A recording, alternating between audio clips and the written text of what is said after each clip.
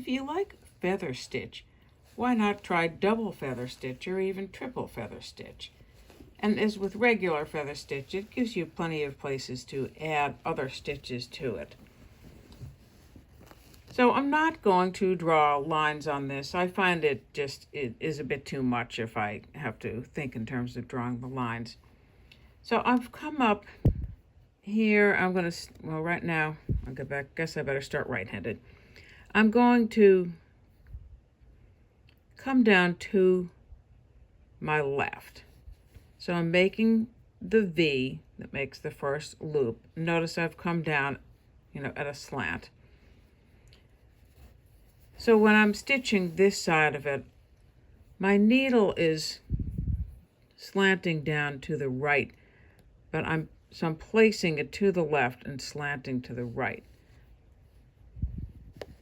So I'm slanting right in order to move left. And I can use my thumb of my offhand to hold my thread in place. So that's double feather stitch starting because I've gone twice in that direction. Now I have to come back in the other direction. So now that I'm going to the right, placing the needle in the right, I'm slanting toward the left. I still have to remember to get the needle out over the thread to make that loop. So this is, relative of the fly stitch because it's just a basic loop stitch.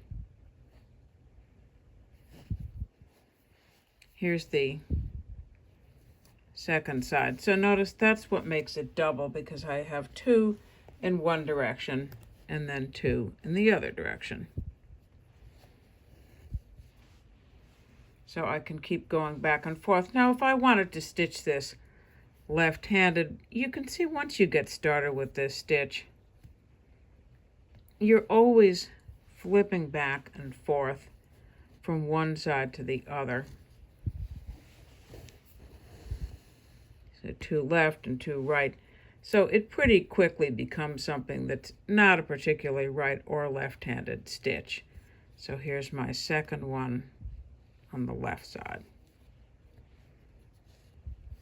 It's always more awkward to stitch on one direction or the other with this. So I think that's why people find feather stitch a little challenging. Whichever is their natural handedness, that's the one that's going to flow a little more easily. You can see what's really important here is not to get tripped up on your own thread, but to control where the loop is. So there's the loop. And if I forget to come out over the loop, it's just going to pull through flat like that and is not going to make the stitch. I have to get out over the loop to make the stitch. So if I wanted to do triple feather stitch, it's the same idea. Here I'll show it. I'll start. Often it's shown, if you're doing left-handed, they'll show that you go to the right first. But I think you can pretty quickly see it really doesn't matter. So now that I've started one where I'm heading to the right, I have to do the second one to the right. See, there's my little V making the loop. Here's a third one to the right. So that's triple feather stitch. Now I'm going to head to the left. And if you wanted to make this really tidy, you could draw a bunch of lines. I find at a certain point when you're making triple feather stitch, you could draw just the outside lines and try to stay within that. I don't think I'd try to draw every single line.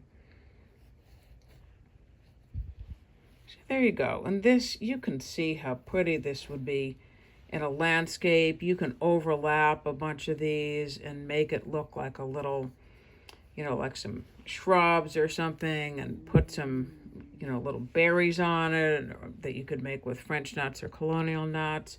You can just do so many things with this stitch. You can make it as a border or a motif on a crazy quilt, or you can use it in an art quilt or a landscapey type of a quilt.